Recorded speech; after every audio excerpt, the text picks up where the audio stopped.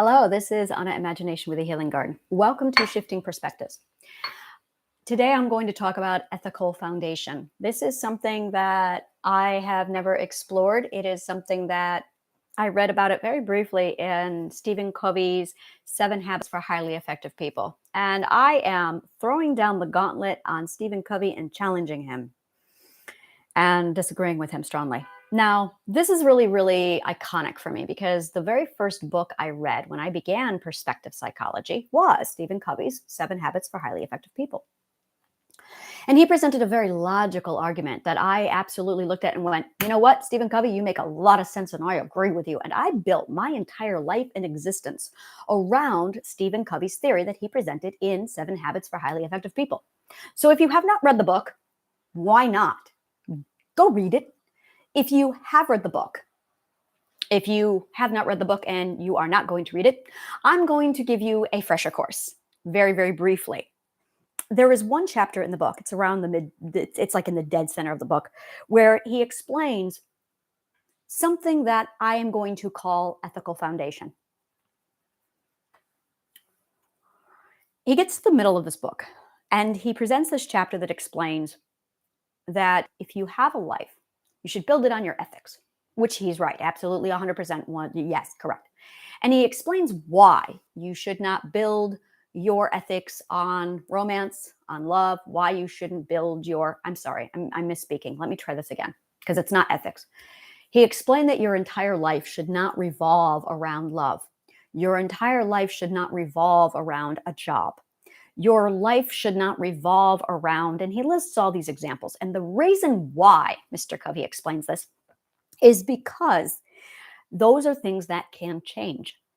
And when they change, what ends up happening is your entire world or universe gets shifted if you lose that job, if you lose that relationship, if it's built on a person and that person leaves you.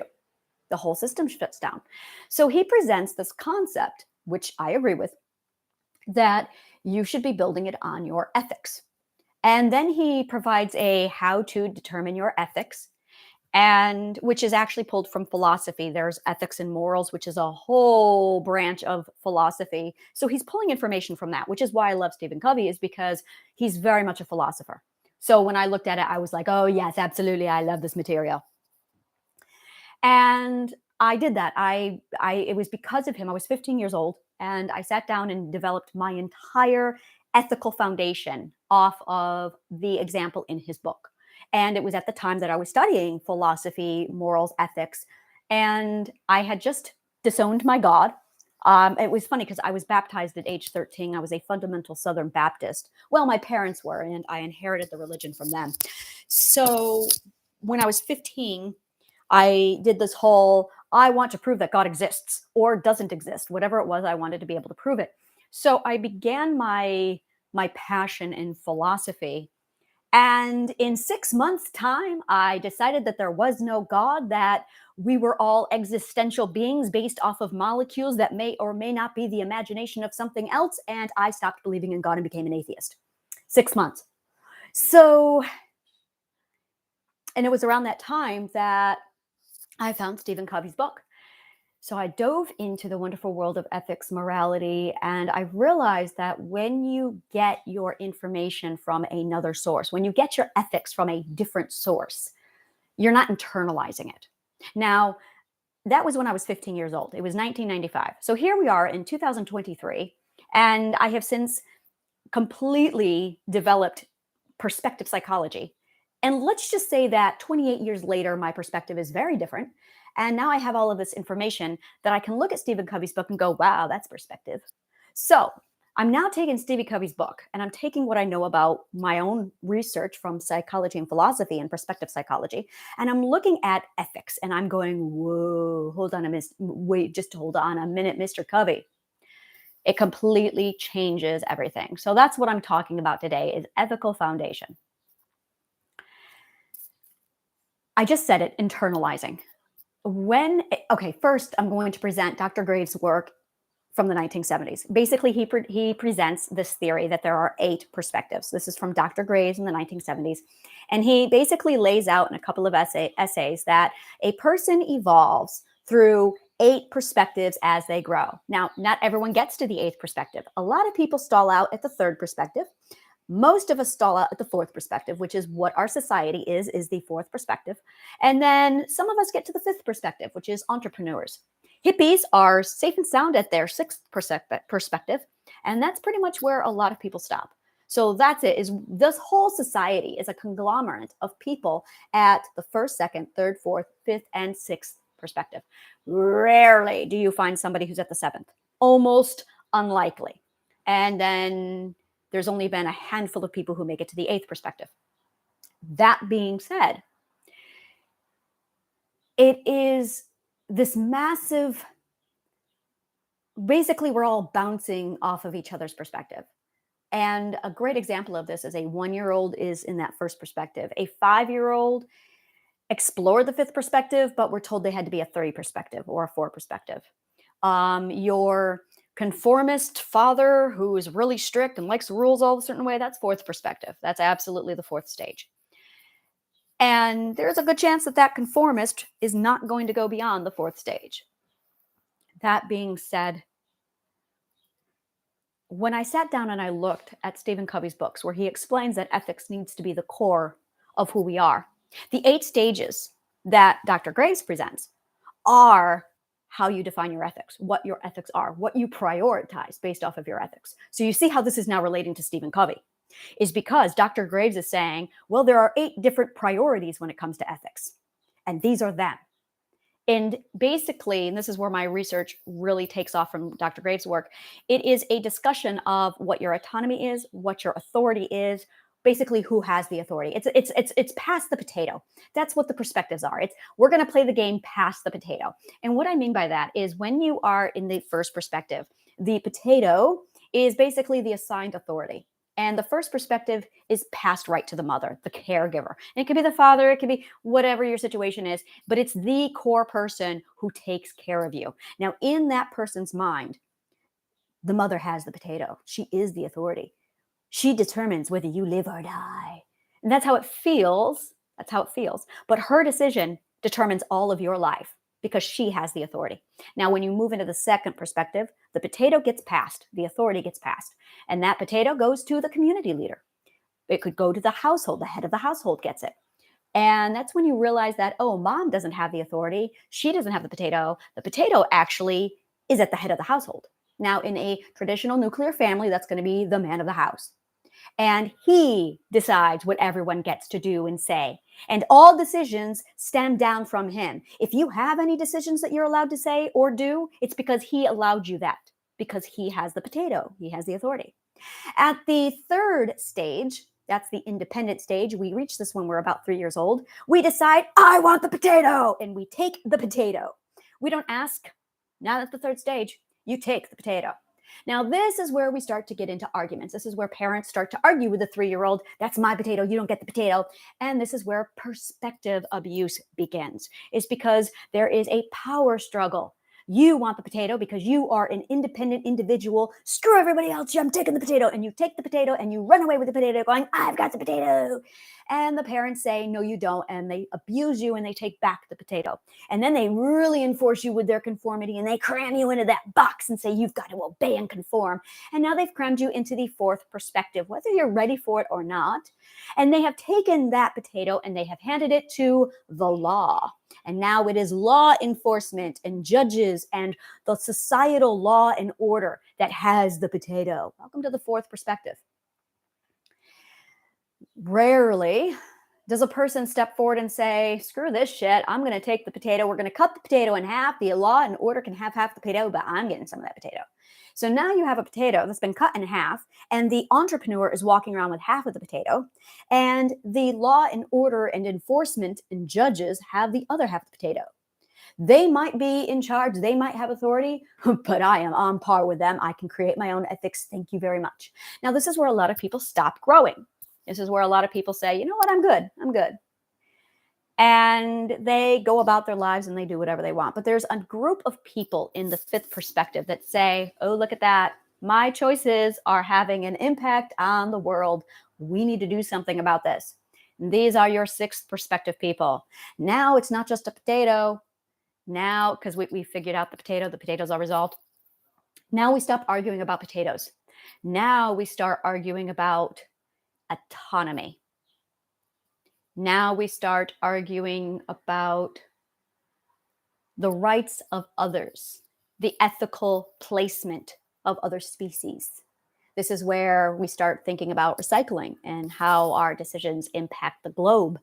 This is where we start thinking about whether or not you should be eating animals and if animals have rights.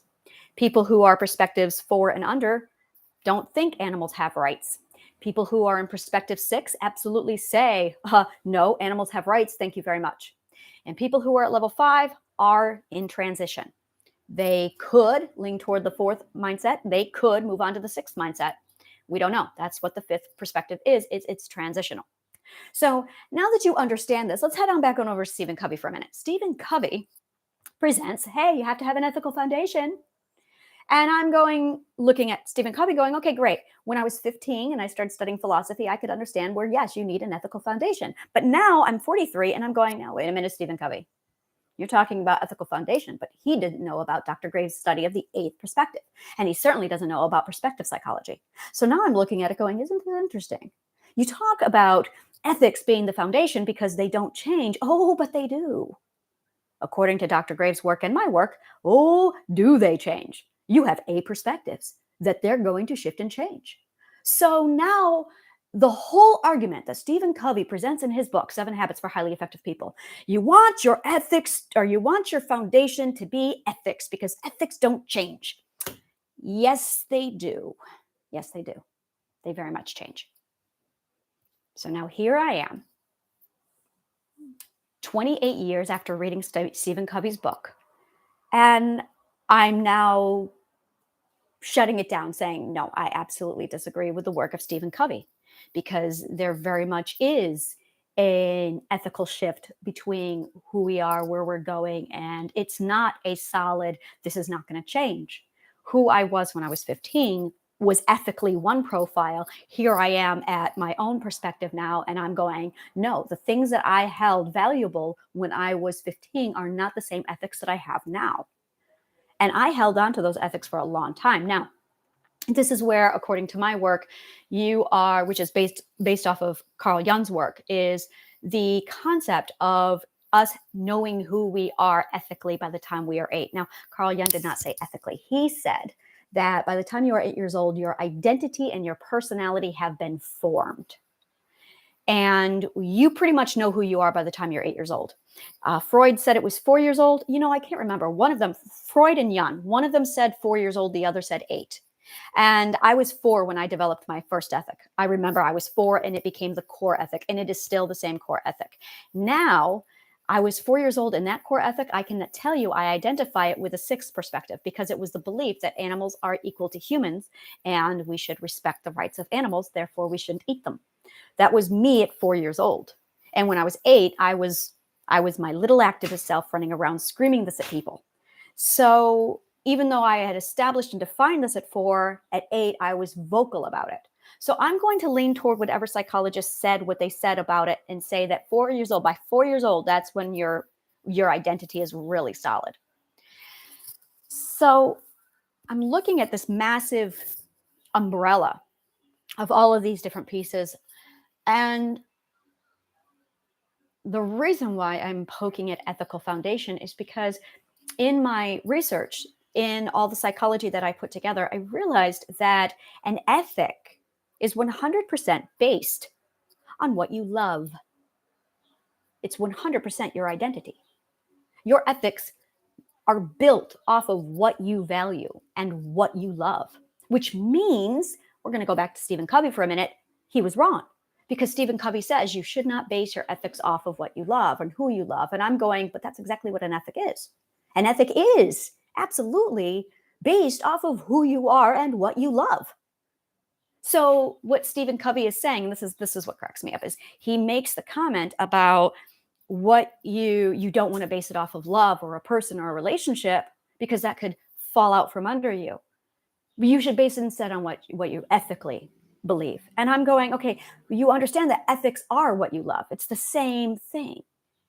And that got me thinking about types of people. I want to step outside of the box for a minute, because inside the box thinking is everybody fits into this one category. Everyone fits into this one group. Everyone can relate to this one type of people or person.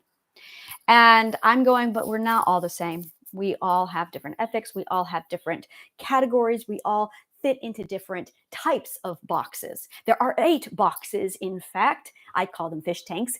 And we all are inside each one of our own, looking at all the others. The goal, for me anyway, my goal is to spend as much time outside of my little fish tank and being mindful of all the other fish tanks.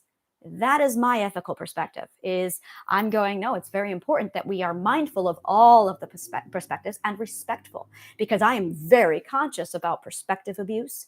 I am very conscious about perspective thinking. And in order to make sure that we all respect each other and get along, you need to understand that we have 8 different boxes going around. So when people scream, I don't like inside the box thinking, well, which box are you referring to? Because there's your box and then there's this box. In most cases, we are referring to the 4th box. The 4th box is the primary box that we are all referring to, because our society revolves around the 4th perspective, which is law and order has that potato. And because law and order has a potato, everybody has to follow the rules. Because the 4th perspective people just got out of stage 3 and they went, oh, that was hell. And independent stage is hell. The 3rd stage is hell. And then you walk away from the 3rd stage going, wow, I really value a law and order now, because they took stage 3 takes independence too far. Stage 3 is very black and white thinking. And that is really it. I want to talk about that for a minute. Stage 1 is black and white thinking. Stage 2 is black and white thinking. Stage 3 is black. Okay, you get the idea. You get black and white thinking with stages 1 all the way up to stage 6. Stage 7 is when the black and white thinking stops. And that's when things get real gray. And then when you get to stage 8, everything is gray. And everything is a massive, let's stand back and examine this with our gray binoculars, because you can see all the colors of the rainbow at stage 8. So then you start being respectful and mindful of all the perspectives. So stage 4, because it's such an extreme independence, goes the other extreme with we need law and order. And because it's majority rules, our society is built off of the majority. The majority is in stage 4. So stage 4 is the one that deems what we're going to do as a society, which is everyone get inside the conformist box. Law and order is in charge. Now, for people like stage 6, 7, 8, that's not going to feel good. For people who are stage 5, they're going to find a loophole with their businesses. Stage 6 is really not going to get along with this box thinking. So what you end up seeing a lot of with stage 6 is those are the people who do a lot of screaming of, keep your labels off of me. I don't want anything to do with your labels. That's when you start to see people get away from gender identification. That's where the pronouns comes into play, is because they are rejecting that conformist stage 4 perspective mentality. And they're throwing it away because they are confined to black and white thinking, which is what they don't want. But the irony is they have their own black and white thinking inside their own box. So they're rejecting stage 4 box to put themselves into stage 6 box, which is good, because we each have our own ethical law that we follow. And it hurts us when we are forced to follow the ethical law of someone else. And that's really it. That's where pain comes from. That's where mental illness comes from, is when we are forced to follow the ethical rules or the ethical laws of somebody else. Because in order to follow the ethical laws of somebody else, we have to throw away our own ethical law. So while Stephen Covey is saying define your ethics and build your whole life off of your ethics, there is a whole field of psychology here that Stephen Covey was not aware of. So now I'm questioning his work, going, if you have an ethical definition of what it is you want to value and where you stabilize your identity, and you're basing it off of your ethics, you need to be mindful that your ethics are going to change as you shift between all the different perspectives. If you are in box number 1, that doesn't mean you're going to stay there. You could be in box number 3 because you were forced to be in box number 3, but you really need to be in box number 6. And that is the problem with our society. That is the problem with mental illness. That's why everyone is angry, is because we each have our own defined box, but we're not talking about it. We're not exploring this. We're not doing any information with it. So there's a belief that there's one box and we're all crammed inside one box. And we just know that for most of us, it doesn't feel good. The 3s are being forced into a box they're not ready for. The 2s are being forced into a box that is actually quite compatible. 2 and 4 are really compatible. They complement each other very well. Box 1 and 4 complement each other very well. Box 4 and 5 tolerate each other. Box 6 and 4 are at war. That's very simple. Box 6 and 4 are at war. That's your conformist and your hippie. They are at war. Your entrepreneur, that's box 5, and your law and order conformists tolerate each other. The number 4s are looking at the number 5s going, you can have your number 5 so long as you obey law and order. And number 5 is saying, oh, I'll obey law and order, but I'm going to go over and do my own thing. So I'm going to expand on your box. And 4s go, fine, I will accept that barely. And poor 3s need to go on walkabout and isolate themselves and just shut the world away and have their potato all to themselves. And once they define who they are, they can come back to society and then they'll be ready for box 4. But in most cases, people who are number 3s are crammed into this conformist box before they are ready. And that turns them, in most cases, very aggressive and violent, which is where narcissism comes from. Which is why we have so many narcissists, is because those are the people who were in stage 3, who were prematurely forced into box number 4. So this box thinking, we all are absolutely inside a box, but there's not just one box. It's not one box. It's 8 boxes. And once you figure out which box is yours and which box you need to be in that resonates with your ethics, the world calms down. And then when you start to realize that we all have our own boxes at different stages of life and we all interact with all of the different boxes, that changes the game. It absolutely changes the game. I am absolutely way off topic, and I have yet to talk about what it is I actually want to talk about, which tells me that I needed to discuss the foundation of all this before I could even get into what I wanted to talk about. So I'm going to go ahead and shut it down here, and I'm just going to do Ethical Foundation Part 2. So thank you so much. Take a look at my website. I continue more on this, and I actually have a quiz that shows you which box is yours and which one were you forced in and which one do you really want to be in. And that's my quiz. And that is at www.honnesthealinggarden.org. You can figure out which box is yours and which box you really want to be in and which box you're being forced into. So thank you, and may the kindest of words always find you.